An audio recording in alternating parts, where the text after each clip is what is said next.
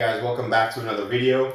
In this one, we're going to be talking about 7.6. This is still factoring trinomials. The only difference is in the previous lesson, we factored stuff that's an x squared plus bx plus c. Now, apparently, in this section, you'll be seeing numbers in front of your x squared term, which didn't happen before. Example 1 mentions that we're going to factor out a common factor. Okay, just to give you guys a heads up. On a test, it will never tell you that, hey, there's a common factor that all of them have in common. That's something they want you guys to see on your own. So how can you spot that they have something in common? Well, this is basically like GCF. Now, keep in mind, GCF stands for greatest common factor, not just any factor that they have in common, but the greatest one. So let's see how that works since we did that before. So you've got 3 terms here. I notice that all 3 terms all have a variable x. The question is, how many of those can you take out of each one? How many can you factor out? Keep in mind, we're supposed to do the greatest one, right? Well, let's say you try to take out 2 x's. I can take 2 out of 3 x's. I can take 2 out of 2. But can you take 2 out of something that only has 1? The answer is no, right? Meaning I can't take 2 x's out of all of them. You're supposed to always take out the lowest amount of variables that they all have. So in this case, that means I can only take out 1 x. Now let's look at our numbers. Is there a number that 3, 15, and 18 are divisible by? And if there's more than one, you're supposed to pick the greatest one, right? Well, I know they're all divisible by 1, but that's not the greatest one. I also know that they're all divisible by the number 3. And in this case, 3 is the biggest one that they're all divisible by. The number on the outside is what you divide by. So you have 3 divided by 3, which is a 1. Remember, in math, we don't write 1s unless they're placeholders. If I take 1x out of 3 x's, my first term will have 2 left. Same thing with your second term. Take 15 divided by 3, you'll get 5. If I take 1x out of 2 x's, that means my second term only has 1 left. Now for your last term, you've got negative 18 divided by 3. That's a negative 6. And if I take 1x out of 1x, that last term has none left. So this is what you call your remainder or your leftover. Now you're not done yet, because if you take a look at the inside, guys, I notice that this is in a very specific form that we've already covered before. This is what you call a method. Well, how did you recognize it, Mr. Smith? Simply because it's a trinomial, it has 3 terms, plus it starts with an x squared. That's a dead giveaway, it's a method. Remember, M stands for multiplication, A stands for addition. So here we go. I know x times x will give me my x squared term back. In this case, I have to come up with 2 numbers that multiply to negative 6 that also add up to 5. I know some of you guys are thinking 2 and 3. Let's go ahead and list a few things that will give us negative 6. I know negative 2 times 3 will. I also know negative 3 times 2 will, but unfortunately, if you were to add both of these pairs up, none of them would give you a positive 5. So in this case, we either want to go with negative 1 times 6 or negative 6 times 1. Which one of those last 2 pairs will give you a positive 5? In this case, it's this one right here. The negative 1 and the positive 6. 6 times negative 1 is negative 6. And negative 1 plus 6, same thing as 6 minus 1, by the way, is also 5. So for these types, because they have something in common, we had to take that out first. Once you're done, check to see if you can factor the inside using what they call the AM method. All right? So let's try to do the same thing with parts B and C. So same thing, they have something in common. Notice this time, all 3 of my terms don't have an x, which means I'm not going to be taking that, or I'm not going to be factoring out any variables, okay?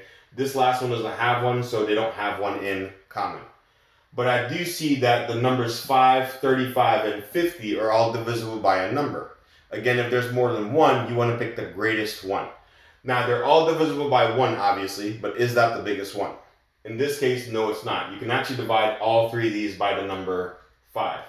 Now, keep in mind, since I was not able to take out any variables, that means they're going to stay where they're at. So the x squared will still be in your first term. The x will still be in your second term. And of course, the last term didn't have any x's, right? So let's see the numbers that you're going to get for your remainders or your leftovers. If you divide 5 divided by 5, that's a 1. Keep in mind, we don't write it unless it's a placeholder. If you have negative 35 divided by 5, that's a negative 7. And last one, if you have 50 divided by 5, that's a positive 10. Now again, look at the inside. This to me looks like it's the AM method, again because of the fact that it's a trinomial and it starts with x squared. So in this case, we need to figure out two numbers that multiply out to positive 10, but add up to negative 7. So make your little t-chart and multiply everything that gives you a positive 10. So you guys might be thinking 5 and 2, which is 10. And you'll also notice that 5 plus 2 is a 7, but we need a negative 7 in this case. So the only way that would work out is if both were to be negative. You would have negative 5 times a negative 2, that is a positive 10. Two negatives give you a positive. Also, when you add them, negative 5 plus negative 2, that is indeed negative 7. So you want a negative 5 and a negative 2. And of course, x times x will give you your x squared back. So this is completely factored. Definitely one of the harder problems that we've done so far for factoring, just because of the fact that it's using two different types of factoring. We use GCF first, greatest common factor, and then the inside I use what I call the AM method. All right, let's try one more. If you take a look at all three of your terms, all three of them have a variable x now, which means you can factor them out. Question is how many? Keep in mind you always want to go with the smallest amount. So in this case, I can only take out one x. Now look at your numbers. What are 6, 30, and 24 divisible by? There's definitely more than one in this case. Make sure you pick the greatest one. For example, they are all divisible by 2, as in you can divide them all by 2. But unfortunately, 2 isn't the biggest one. In this case, it's actually 6. Think about it. 6 does go into all three of them, as in you can divide them all by 6. So if you do 6 divided by 6, you get a 1. We're not going to write that one. If you take 1x out of 3 x's, you'll be left with 2. All right, second term now. 30 divided by 6, that's 5. If I take 1x out of 2 x's, you'll be left with 1. And then for your last term, 24 divided by 6, that's 4. And if I take 1x out of 1x, that means the last term has none left. Again, the inside to me looks like it's AM method. So we've got to figure out two numbers that multiply to positive 4, but also add up to 5. Well, I know there's 2 times 2, which is 4, but unfortunately 2 plus 2 doesn't add up to 5, does it? In this case, 4 times 1 will work. Keep in mind, order doesn't matter. You can write the 1 first and then the 4 if you want. Same thing with the others. You can write the negative 2 first, then the negative 5. Order doesn't matter. And of course, here, x times x will give you your x squared back. So that's completely factored, right? So for these, again, on the test, they wouldn't tell you that these have a common factor. That's something to watch out for. So on any sort of test or assessment that's given to you that has factoring involved, always check to see if GCF works out first. If it doesn't, then you go on from there. In the next example, we're still going to be talking about this form right here, ax squared plus bx plus c. But in that case, there's not going to be a common factor anymore. All right, we'll see you guys in the next one.